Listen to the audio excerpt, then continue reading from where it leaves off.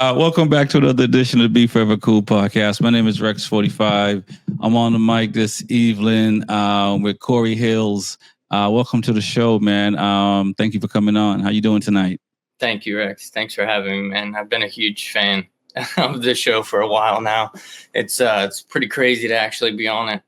Oh, that's what's up, man. I mean, well, I will take it, and you're a writer as well. But I appreciate the support and the love of definitely and what we're trying to do, and it's a work in progress. So the goal is to get better, and the cool thing is, just to hear people's story. You know what I'm saying? Because we all have our different ways getting into the motorcycle racing or motorcycle riding and stuff like that. Yeah. And, one of the things, and I think, as we continue on with this conversation, is like when you get to the track and, after the racing is over and you're chopping up with people and you hear a glimpse into what they do and stuff like that and the rest of their lives, it's pretty cool. So it's been, I've been, fortunate to stumble into what we're doing here and stuff like that. I can't sit here and say I planned it that way, but it's working out that way and it's pretty cool. So I appreciate the love and the support. And let's get into it, man. Let's talk about, how you got into motorcycle riding and the motorcycle community and stuff like that. What was your experience like for you? So yeah, pretty much growing up, been around my whole family's been gearheads. Just four-wheelers, dirt bikes, go-karts. Both my parents used to ride when they were younger, but growing up, it was more of a, when people were like, "Oh, it's dangerous," it's too dangerous. Don't you have that inner monologue and stuff. So whenever sorry not to cut you off, but did your parents tell you that? And when you were younger and you knew your parents, I don't know when you found out they rode, but did you think it was cool that they used to ride? Yeah. My father, he kind of fell out of it. He was like, he rode for a little bit and then he was like, scared the crap out of him. He was like, okay, I'm good. But he respects riders, and actually they both were really supportive of me wanting to ride. It was, I guess, just on my end, like taking that step. Most of the time growing up and stuff, a lot of friends or buddies would be like, "Yo, you want to ride my dirt bike or my sport bike and stuff?" And I really wanted to, but it was that it's not mine if I drop it. Right. Wow. Okay. Yeah. So really what it was basically kind of, it took like losing somebody close to me to realize that it just, life's too short, man. So it's like, as cliche as it sounds, sometimes it's like, instead of just watching it like on YouTube videos and stuff, I'm like, you know what, I'm gonna go ahead and do this. And I've gotten the bug. It's hooked me. Gotcha. And I've been riding for like 8 years now. Okay. Yeah. You got some good seat time in there. And so what was that like for you? What was like your first, cause you mentioned, your friends saying you want to ride and stuff like that on the four-wheelers and the dirt bikes and stuff like that. So was your first adventure out on the dirt, or did you start out on a street bike, and what was the bike and brand and model?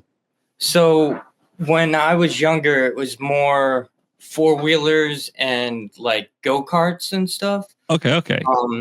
So my first experience with a bike was, I actually did a bunch of research and stuff, and I went up and, I could have skipped a couple classes here and there, but I went to Freedom Cycle. Yeah. Okay. So shout out to Freedom Cycle. Yeah. Definitely mention B4evaKool and get that discount. They're right down the road here. So, it was a CBR. It was a 300. Okay. So I had a CBR 300 and I rode that for about, I had it not for very long, like 4 months maybe. Okay. And I was like, okay, I want something a lot faster than this, a little bit more my size. But I didn't want to go straight to like the super sports or go to something too crazy for me. So I didn't want to get a smaller bike, but so I ended up going and I picked up a CBR 500. Okay.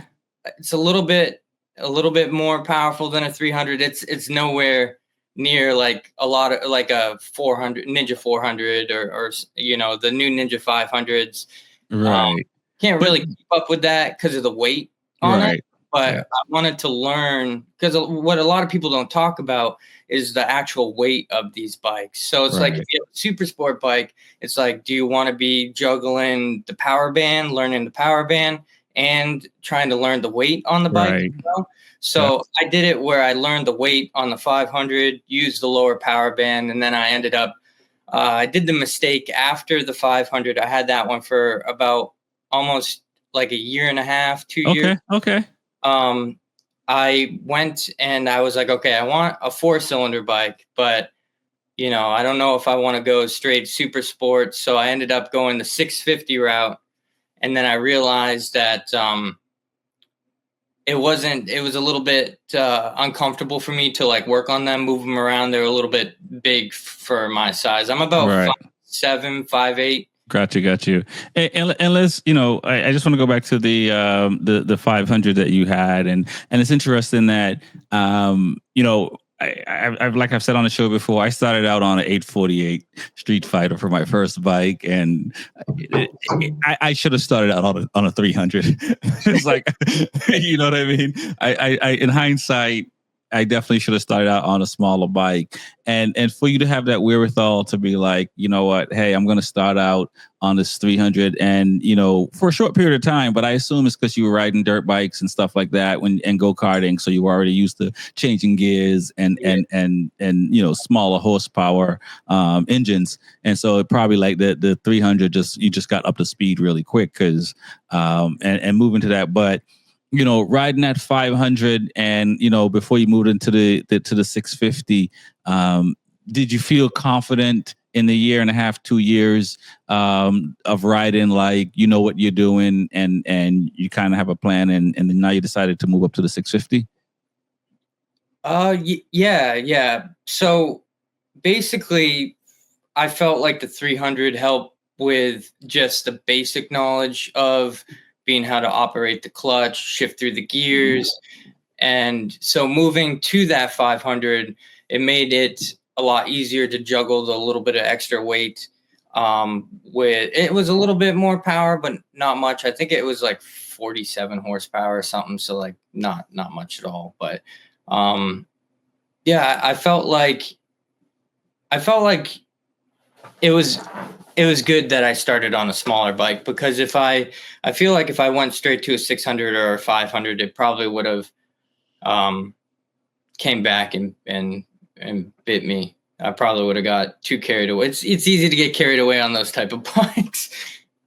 Yeah, no, I completely agree. And for me, on the Street Fighter, I was on my tippy toes, you know what I'm saying? I was just gingerly on the bike, because I Yeah. didn't want to, I was just, just getting used to the power. It probably, took me a lot longer. And I think if I had a smaller bike, I would have been able to twist the throttle without the same repercussions I would have on the 848. And to me, I think by the time I got comfortable on a bike, I think if I got a smaller bike, I probably would have been really comfortable riding in 4 months versus like, 11. Because by the time I got rid of my Street Fighter, I had about 11,000 miles on it, which is almost close to a year. So I did a lot of riding Yeah. on the bike in a year, just because I just wanted the seat time. And imagine if I did that on like a smaller bike, you know what I mean? There's things I could have just figured out sooner, but I was always just kind of a little bit afraid of the power. You know what I'm saying? Especially as a new rider.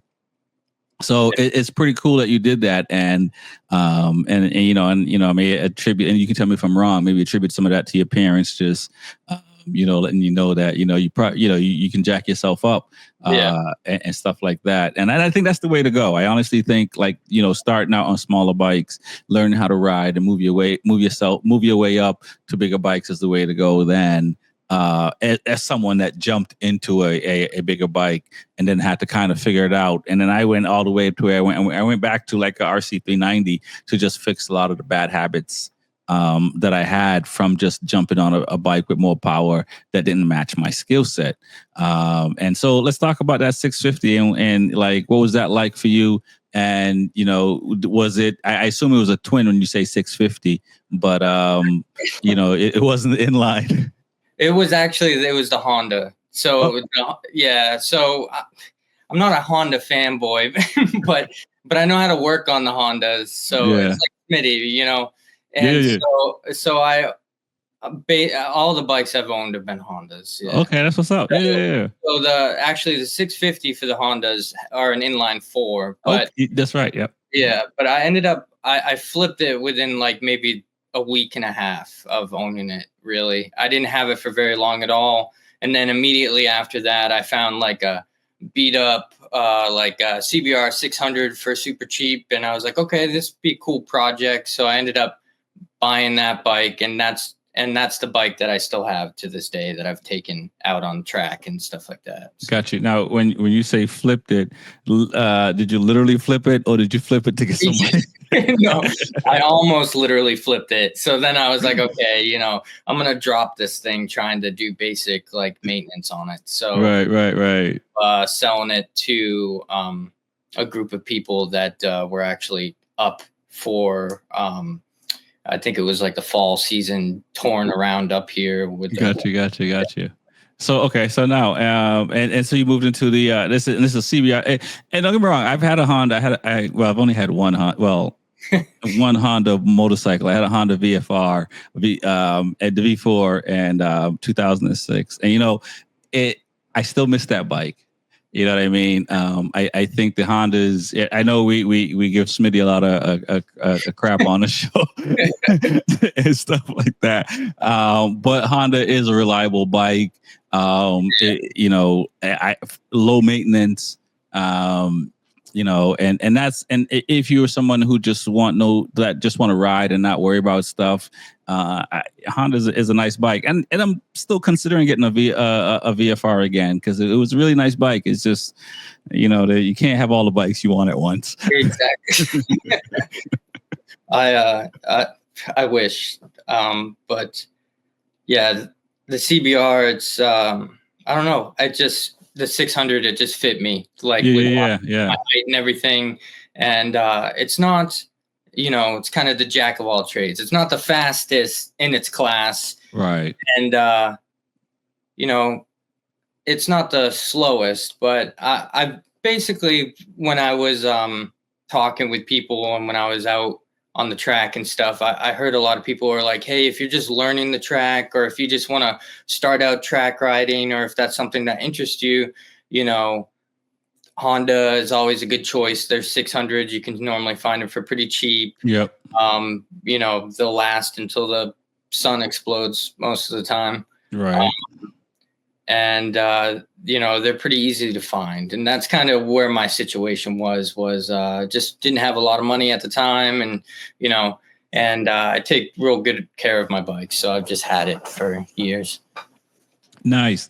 And so, did you start out obviously riding street? So, when did you decide to go to the track? And also, when did you get interested in track riding? Because for me, it was a lot later in life. And I was fortunate that one of my friends was going to the track and mentioned it. And probably I don't have a lot of friends since he was the only one that was going to the track that I knew. And so that's how I came to Loudon and started going to the track and stuff like that, which is pretty much a year after I started riding. So now, riding for years. How long did it take you to start getting to the track? And when you got there, what were your thoughts and stuff like that?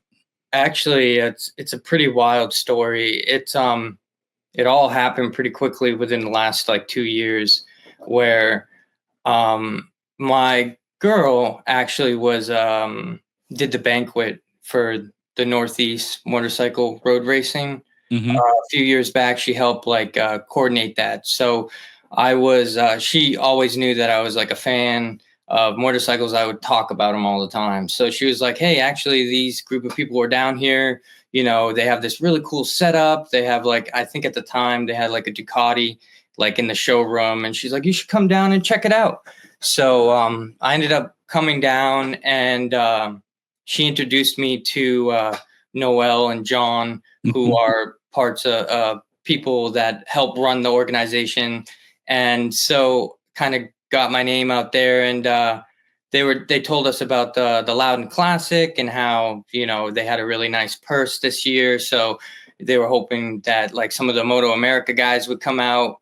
And I was like, wow, that'd be awesome. We should go check this out. And me, actually, my two loves are like motorcycles and photography. So I've been doing like freelance photography here and there, and I was like, man, this would be an awesome opportunity to get some shots of these Moto America riders and just kind of, you know, dust off the cameras and stuff, because it had been a little while since I had started again, because I I was doing it full time when I was living down south, and then when I moved back up to the north, I just felt like it was kind of difficult to kind of get into the scene again and stuff. Mhm.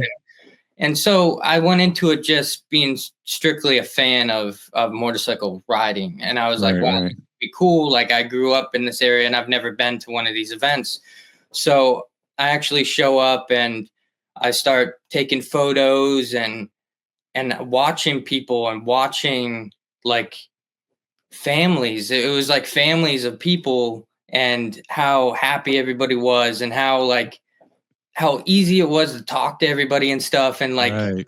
how it just, the whole vibe was like super friendly and stuff. So it ended up being an awesome experience. I got some photos of some of the Moto America guys that were down there. There was Hayden Gilman. There was Bobby Fong was down there. Mhm. A couple of other Team Hammer guys. And it was cool to see some of our local guys too, riding on the track with these guys, and Right. being able to take pictures of that. And so in my mindset, I was just kind of strictly doing it as a hobby, and I was just posting a few photos here and there on social media. And I actually got approached by one of the photographers who works for Niemer, Sam Drace, and Yeah. he had come up to me and was like, "Hey, man, like, you know." You got some pretty good super nice dude. You know, you got some good photos, and was like, trying reassuring me that like you know, you should try to sell these, or try to like get involved in this. And I was Right, like, right. hey, okay. And so we got to talking and stuff, and he super cool guy, like helped me kind of learn a little bit about that market really, and how it operates between different organizations and stuff like, Right.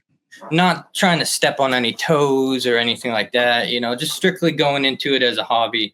And so I started to do that, and I was like, okay, yeah, you know, I love motorcycles. I just love being around this environment, and like taking pictures of them, like um catching like cool moments of them, like dragging knee Mm. and stuff like that. It's just Right, right. cool. So I started to basically go out to these different um, teams and families that were at these events. Like we have the Heinz Racing team and the Karen Racing team, and basically kind of just made myself known and walking around and introducing myself, and I stayed consistent and pretty much went through every single event throughout the entire season, and Wow. made my presence, and was I was yeah, it was pretty awesome. And just to see the reaction of some, and like the feedback from some of the riders, that, because, you know, like if you're any type of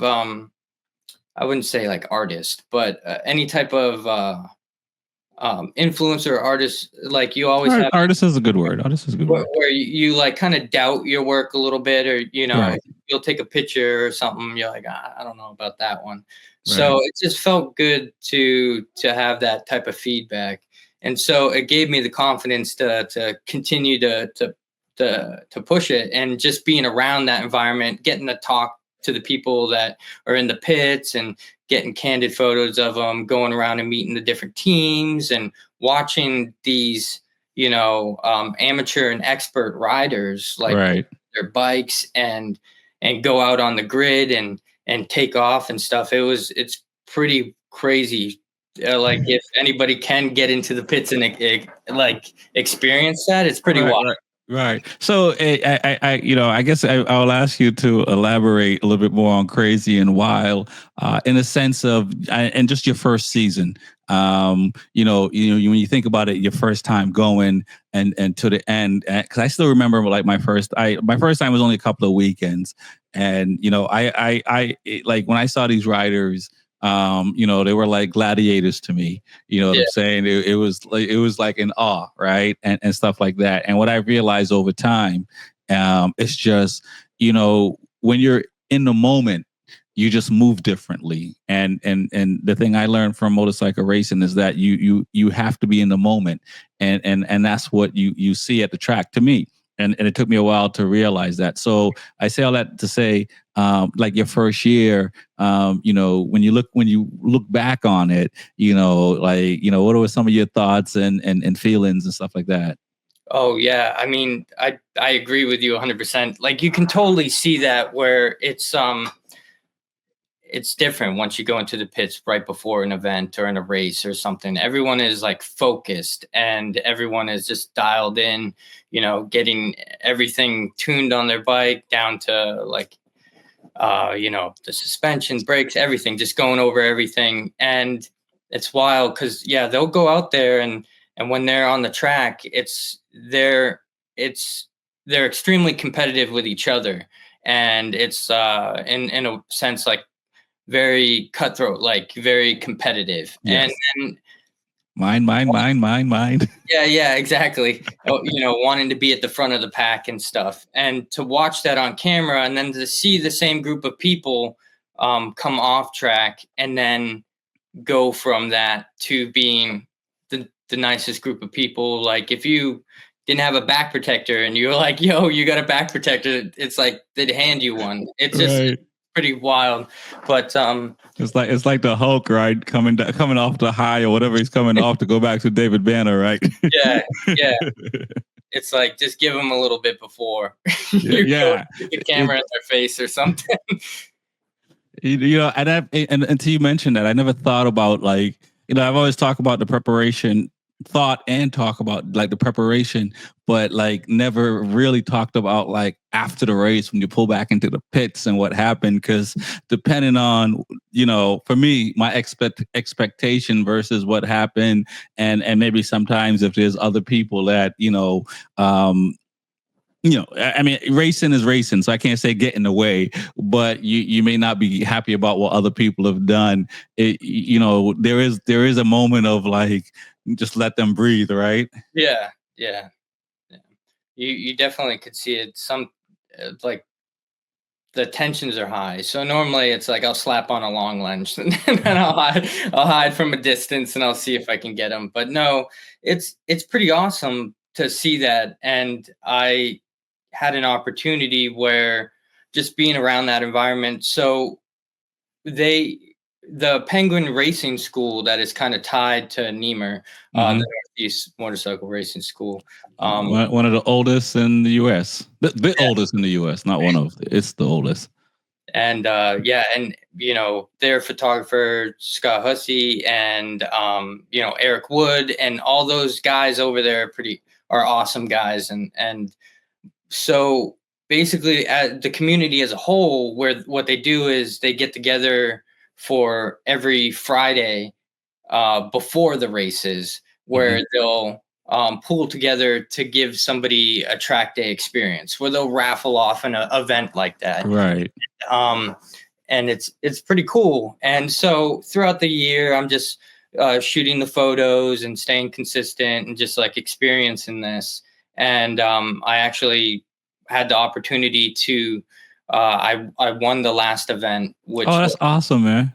yeah, it was crazy because I was actually at work at the time, and I look at it and I see it go off, and I'm like, no, there's no way. Totally unprepared, didn't have a suit, I just had I had my 600, Yeah.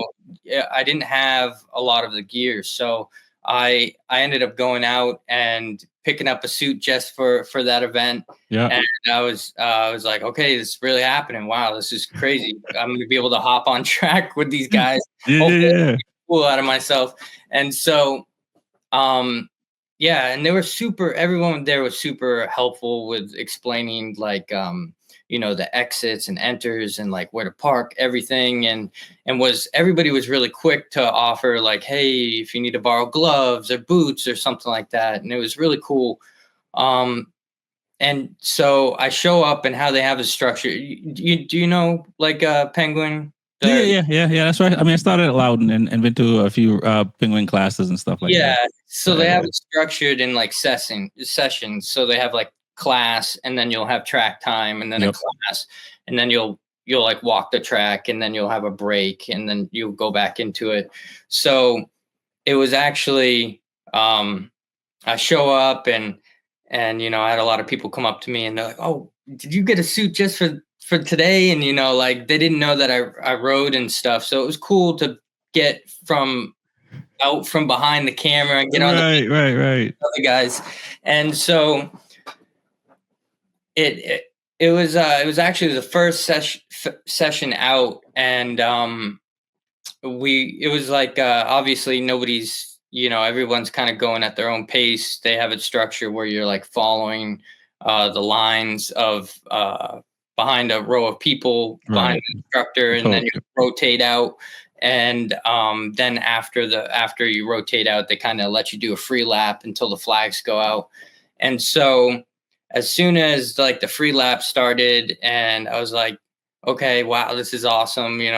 This is really happening. And I was following one of the instructors, and so at Loudon, they have turn 6, which it's like the bowl that kind of Yep. And so I was on my 2008 CBR 600, and I think I had road 5s on it. So there were like street tires that you can kind of do that, but definitely not like pushing it type. Right. Yep. So I came into that one actually a little too quick. A little too hot. Yeah, a little too hot. So as I was coming in, I gave it, and it was my own fault. And so I gave it a little bit too much lean angle. And as I was leaning, I upset my bike. It kind of got mad at me a little bit. And then I just slowly saw I lost the rear, and it slid out from under me. Right. Yep. And how everyone talks about how it happened so quick. It was like slow motion, man. I'm just like watching my bike slide away from me. It is like slow motion. So I'm like, okay. And it slides up the hill, and luckily there was nobody around me at the time. I had and so I rolled up the hill like maybe 3 or 4 times, and I all I remember is like I like get up, I stand up, and I'm just like looking at my bike, and I'm not mad, I'm not sad, I'm just like more or less like upset at myself that what happened? Yeah, like what did I do? And so I go to just turn the bike off, and I'm picking it up out of the gravel, and I have Tom Hines from Hines Racing, and a couple of the other instructors come. They zoom up, and he just seeing if I was okay, like if anything, if it didn't deter me from wanting to, like, as it was like my first track experience. And I was like, okay, I'm gonna take this, and I'm gonna apply it to the class, and I'm gonna figure out what I did wrong and try to apply that throughout the rest of the day. So luckily I wasn't, a little bruises here and there on the leathers, but nothing too crazy where I just brushed it off, put it back through tech, and then went right back to the classroom. Right. And I ended up riding out the rest of the day, and it was the best day ever, man. Nice. So it's interesting, as you were talking, I'm sitting here thinking like, not to say I know a lot of people But it's interesting from your perspective, where you're used to taking photography photos and videos and stuff like that, and watching, and then jumping on a track, and where some people may be riders and they might want to get into taking photos and stuff like that, and doing it the other way around. And I'm just thinking, like, you might have, when you were, by the end of the first year, you might have looked at it like, I know a little bit about racing, I know a little bit about what's going on and stuff like that, Yeah. right? Because you've been shooting and you got access to stuff where maybe some other people don't have access to, because you're a photographer. But then jumping on a bike, did you ever think like, oh, I still have a lot to learn? But then after hearing you saying you crashed and stuff like that, I got to assume that the answer is like, yeah, I still have a lot to learn. So they make it look easy. When behind the camera, you guys make it look easy, but it's a huge learning curve, and there's a lot to go into it. And if you don't respect it, or respect the learning process, and don't go to try to be like a Rossi right away, and I just want to get my knee down, because that's how you get hurt. And Right. I guess like maybe a little bit of that was with me too. I was like, okay, I was kind of feeling it, push it a little too much, and then I was like, took a step back, and I'm like, I'm nowhere like these guys. These guys, it's like you said on the last episode, it's just some people are like built different. Right. These guys have been doing it for a long time, and I can respect that more now, being on the track with them as well, being that it takes a lot of mental fortitude, a lot of physical. Well, I didn't know it was as physical to the body. Right. Yeah. Um, Yeah. and so, and they teach you a lot of that through the Penguin School. And so I ended up basically taking that and applying it to the rest of the day, and took it a little bit easy down turn 6. And it was an awesome experience, especially like riding with, because how they operate at Loudon, it's kind of like it's not, you can pass Right. on people at Loudon. So like, good word of thumb is just keep a little distance from the wall, from right to left, so people can pass you. And the first few times, it kind of like startles you a little bit when they're flying past you, but Right. it's like, oh, I know that bike. I've shot that bike before, so it was just surreal, just being able to ride with these people, and just being Nice. around that. So Yeah. And to the point now where you this is a few years of going to the track, not just taking photos. Now you're riding as well, right? So I've been to, so there's another organization up here in the Northeast, which is a fishtail riding school. Yep. So they're more of a riding school focus than more of a racing school focus. Right. So I've been out to Canton, New Hampshire, with them. So as far as like, I want to plan on going more often. It's just trying to juggle the events between the photography and the bikes, like actual track riding. But I do plan on getting out there more. I kind of want to, that was an awesome experience. I kind of want to maybe try like Fishtail, maybe a couple other organizations, see how different people operate. Right. It's like, it would be cool to race. Like, I've been talking to a lot of the racers there, and like, they have a super street program that allows you to, or a class that allows you to participate or experience that without having to fully build out a race bike. Because right now it's like lenses are crazy. Right. And we should talk about that a little bit, which is pretty cool, because I think for the most part you can take a street bike out and tape up the mirrors and the lights and stuff and race, versus just doing a track day. And and the reasoning behind it is to give you a race experience without throwing all the money into building a full-blown race bike, which there's not a lot of places that are offering that. You can do track days like that, but not necessarily race. And I was thinking about this. I guess I'm always kind of thinking about it. It's like, you see the canyon riders, the drag riders, or the guys that race on straightaways. I don't know where the finish line is, but somehow there's I guess whoever gets off the throttle first loses kind of thing. and all these and all these other places. But it's like, going to the track and racing is like really to me, and you're from behind the lens and just the bit of experience you had. To me, it's like racing is like that's kind of like the true thing that tells you how fast you are, because like these other things, you're dependent on the cars or trucks or whatever's in your way to make a difference and stuff like that. And if you don't win a race, and that's not like you're not faster, just because there might have been a car in front of you, and we're in a racetrack, you don't have to worry about that. And the same thing kind of on the canyon. It's like, I don't, you just, is it like, a cheaper version than track riding kind of thing? Because I think ultimately you want to race, and, I don't know about having cars and other vehicles on the track as a fair way to dictate who's the better skilled rider, because these other people are supposed to get in the way based on where they're doing it, right? So now you behind the lens and kind of seeing that, how do you look at racing and track days and stuff like that? I feel like the safest way you can learn how to ride a motorcycle would be on a track, hands down. It would be safer than trying to carve up a canyon in the road or anything like that. Like you said, you don't have to worry about cars or traffic or anything like that. And you're around other people that are just as hungry as you. They want to learn, and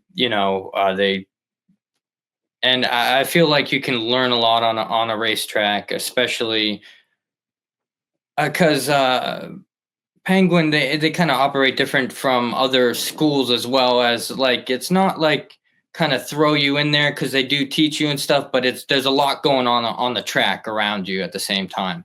Right. And I feel like it is a good learning experience, because it allows you to kind of be focused and focused on the right things, and learning it the right way. As Loudon's kind of a smaller track, and it's a lot of left-hand turns, so it's not like, so you're not really learning like crazy maneuvers and stuff. They have a couple tight turns, but I will say this, and I might get in trouble for this. If you learn how to ride at Loudon, okay, you know what? As I recall, Nikki Hayden did say this. If you can race at Loudon, you can race it anywhere in the world. So it's not even me saying it. I've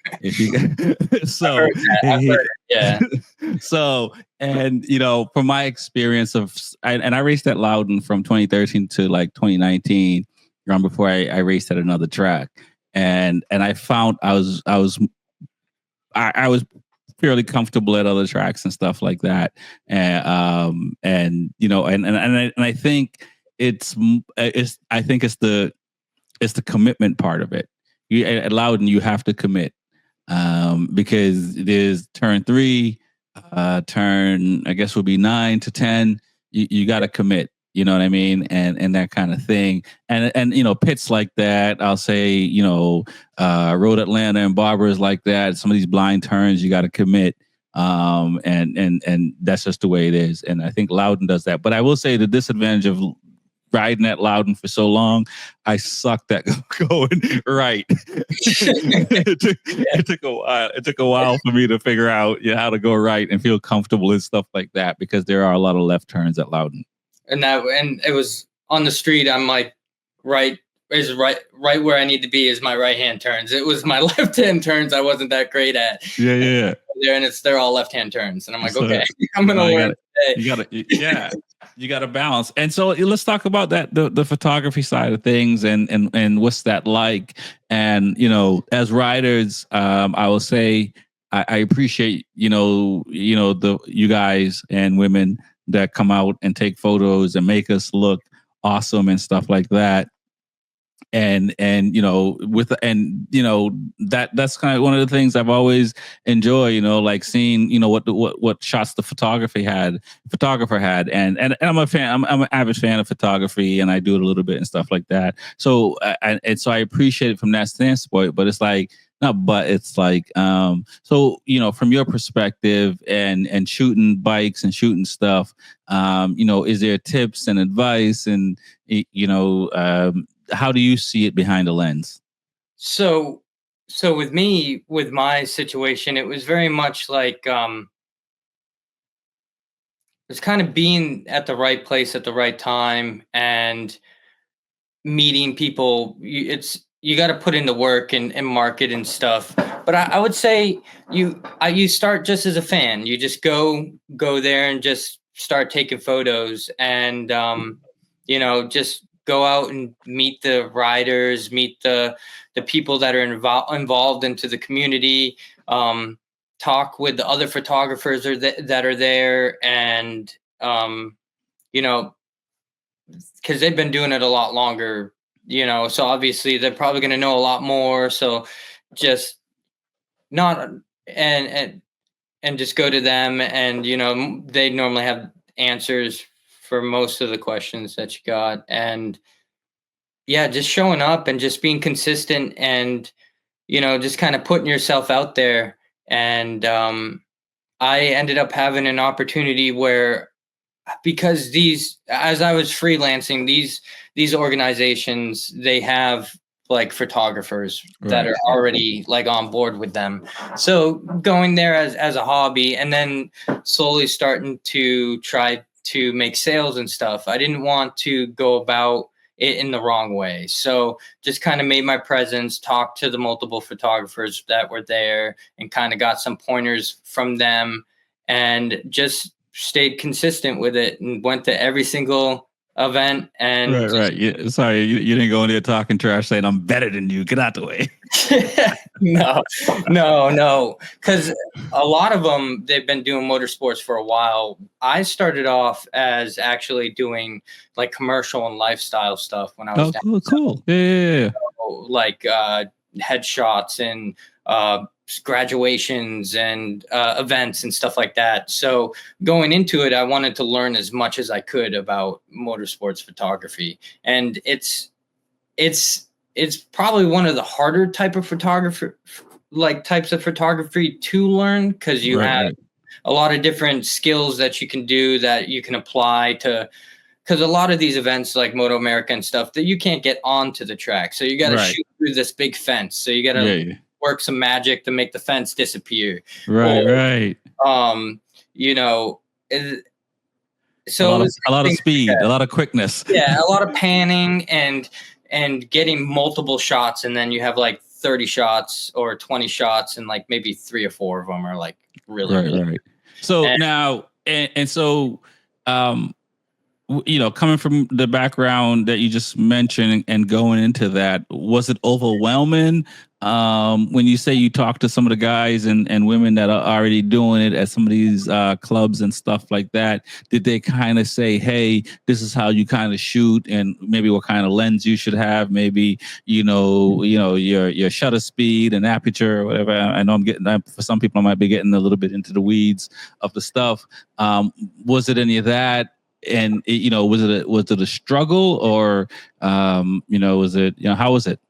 Well, I wouldn't say it was like a struggle, because I wasn't actually contracted by these organizations, so I was just freelancing, so I didn't really feel that type of pressure. Right. But just the confidence in your ability to to appreciate what you took.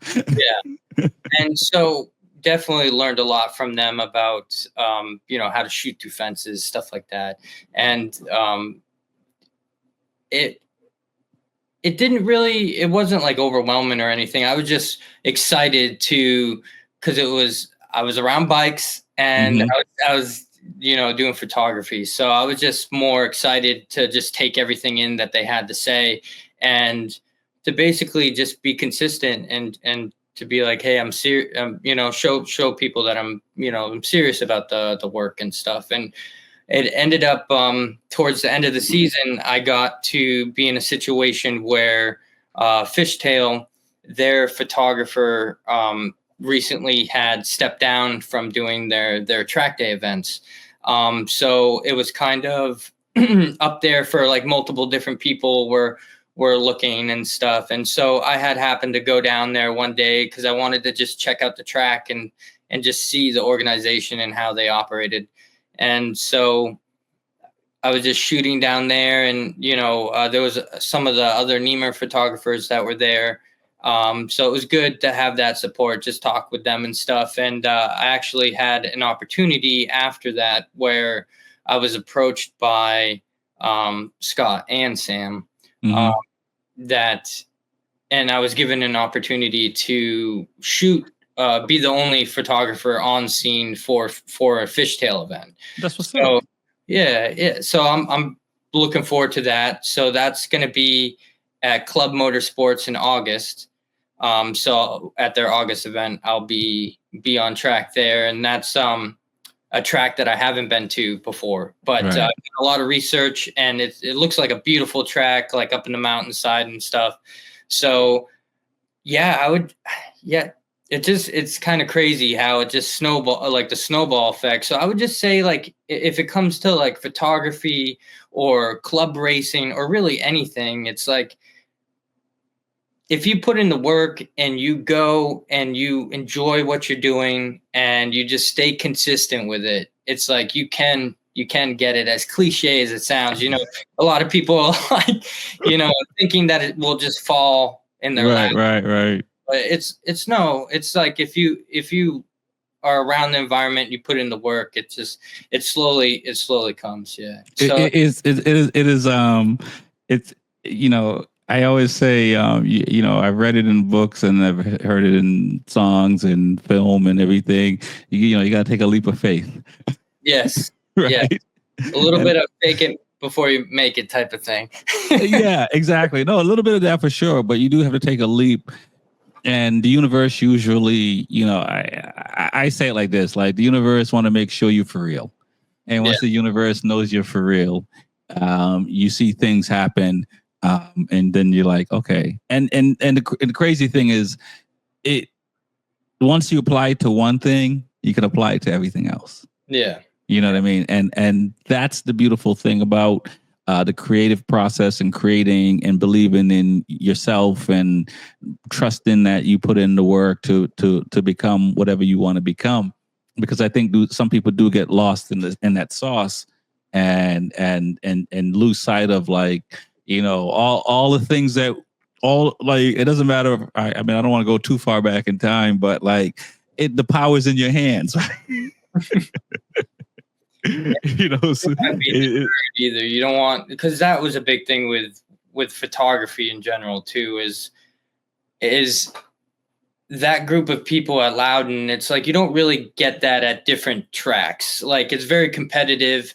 So it's like if you're in a different state and you like motorcycles, you take your camera out there and you want to get good photos and stuff. Don't be deterred by like what people say, or like if a photographer is being nasty or something like that. You can't have time for that. You need to just focus on yourself and focus on just trying to get better and learning, and there's always room to learn. You don't want to ever be like, oh, I've learned everything, I know everything, I'm an expert. Like, no, there's even the people that have been doing it for 20 years, even club riders, there's always empires have collapsed because they thought they knew what was going on. Yeah. so you have to learn from history, and I don't know how people lose sight of that. But some people do lose sight of that, and like you look at MotoGP and stuff like that, and Honda and Yamaha and some of the brands, and some of the bigger brands, and you look at the record industry. As I see, you got CDs back there and stuff like that. They lost sight of that, and the brick and mortars lost sight of that and stuff like that. You know what I mean? So I try to remind myself to not, to always learn, to always be open to new ideas. Yeah. I keep telling myself that, but maybe one day I might have enough. So I don't know. Because, I don't know how some of these people don't recognize that. So, now that you've stumbled into motorcycle riding and possibly maybe some racing and photography in a different way, what's things like for you today, or last year or 6 months and stuff like that, as far as like, where do you see yourself, where you're trying to get to? Do you see yourself, doing more events and capturing people's experiences and stuff like that? What's going on there? So I feel like my passion is two wheels, is motorcycles. It's in a sense, it's like it's kind of like saved me, and then a lot of other people too that ride. To people that don't ride, it's hard to understand, but I feel like it's a special place in like my heart, where I kind of want to just see where it goes, just kind of go with it. Just do as many events as I can, just try to be active, maybe go down to Daytona, just to shoot some things down there, just stay consistent with it. And just hopefully, if it works out, because racing in general is expensive, but I would love to do like the super street and ride with these guys and stuff. Do I think I'm probably going to be like a full-time racer right now? It doesn't, I would love that, but it was definitely a reality check when you're on the track, and it didn't deter me from wanting to. It made me want to go on the track more. Right. You just now trying to figure out how to finance it. Yeah, yeah, and it checks you real quick that it's like you have a lot to learn before you can even like probably come close to some of these people that have been doing it for years and years. So, it's made me a more defensive rider on the road as well. And I just want to continue to just be in an environment, show support for other riders, and just keep going to the events and taking photos, and hopefully get back on track and just ride some laps with the guys and stuff. Nice, man. That's what's up, man. Hey, let's tell people how they can connect with you, and I'll ask this. So, because you're now more into going to the track stuff, and you're more into building it into a career. If and correct me if I'm wrong in that aspects of it. Have you created the online websites and stuff like that where your photos are and people can connect and all that and all that fun stuff? Yeah. So you can reach on all platforms. So like Facebook, Corey Hills Photography, Instagram, same thing, Corey Hills Photography. All of my pages have, I use SmugMug most of the time to get my photos out there at the events. It's easier to make it more personalized per rider and stuff like that. Right. I do use Pixie and stuff like that, but it's more or less for private clients, like headshot type of work, stuff like that. But yeah, SmugMug, Corey Hills Photography, or across all platforms. And yeah. Or just if you're up in the Northeast area and you're out at Loudon or out at any of the Fishtail events, or you'll probably be walking around with a camera, come up, say what's up, like everyone, Nice. And I assume if somebody wants you to show up at a meetup and capture their content for them, you'll assist in that as well. Yeah. Right now, I'm trying to get into the just being consistent and showing the organizations like my work. And really what I want to try to do is to be tied to an organization so I can do more track days and not so much like, Facebook group rides or something like that. Gotcha. So it's more or less like track days and track experiences. Nice. That's what's up, man. Well, I want to thank you for coming on and telling your story, man. It's pretty cool. I wish I was a better photographer than I am. And I wish I was like you guys, because it's pretty cool to be able to capture the moments, and the times that I do and have I'm to the moon, so I can only imagine what you guys go through. Well, thank you, Rex. I appreciate it, man. It's been a blast, and looking forward to future episodes. You know, I'm a fan, so I'll be following. So That's what's up, man. Peace.